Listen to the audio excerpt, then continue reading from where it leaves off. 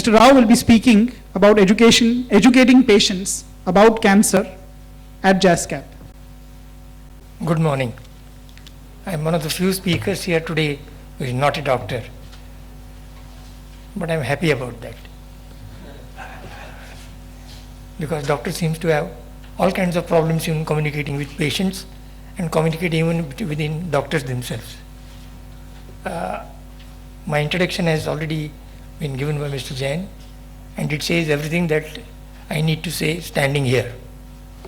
But I'd like to add a few words about why we started this. I'm a textile technologist who has been in industry for 50 years, and in 1996 my son, at the age of 30, died of cancer in the United States.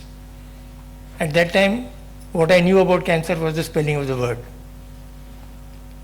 And for whatever reason, the inspiration must have come from somewhere, I began to think that there is not sufficient cancer information provided to patients in this country. And when I came back to India from having done the last rites for my son, I talked to a number of doctors, mainly at the Tata Memorial Hospital, who encouraged me on this mission.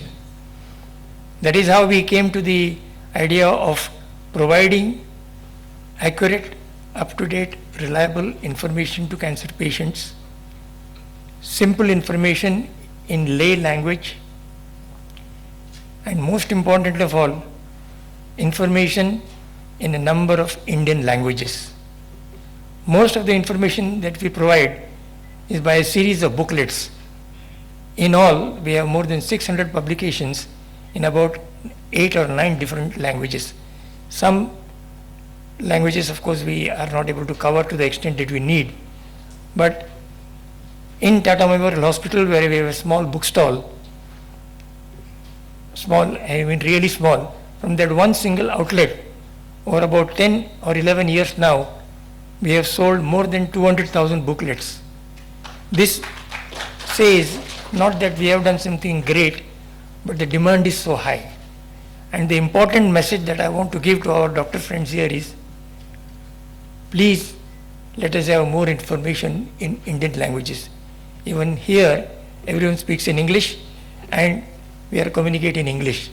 Of course, Dr.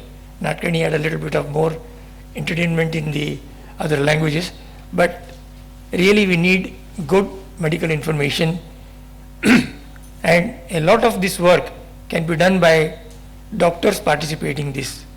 In all the years that we have done this, I am extremely sorry to say that I could not get, at least until about a few months back, a single doctor at Tata Memorial Hospital to contribute to the kind of work that we were doing, even to the extent of just editing the kind of books that we were producing. So we relied on internet information and we relied on discussions with doctors. I appeal to most of you here to make this information, even Dr. Marpani's book, it is again only in English. And we need to have more of these kinds of things, publications in Indian languages. A large majority of our country people just do not know English. Of course, I am speaking in English here, but I need to inform this, I need to tell you that a large number of patients need this kind of thing. Apart from the books that we sell, CDs and videos and all that, as we were told just now, we have a program of a small amount of financial assistance.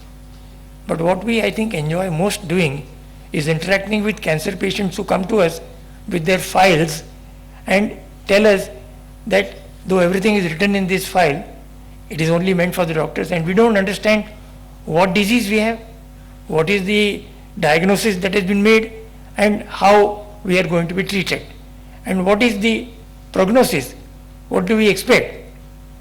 And as Dr. Datar was also saying, a large number of people, as a member of the Institutional Review Board, we come to this informed consent thing.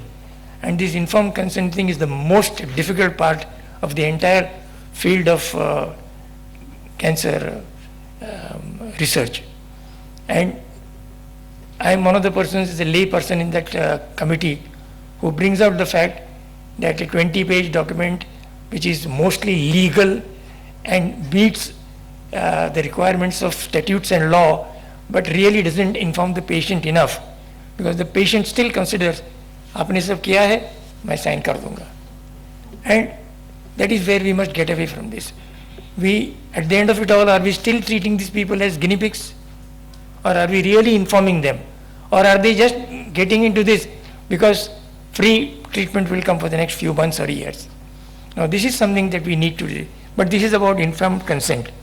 As far as I am concerned, and the work is that we are concerned, the interaction with patients to explain to them from the same file that he brings to us, what is the diagnosis that he has been given, what is the prognosis that is expected, what does he have to do to make himself, the patient or his family, understand the disease, understand the implications of the treatment, and then look forward to a normal life at some stage in the future. That is all I have to say. Thank you very much.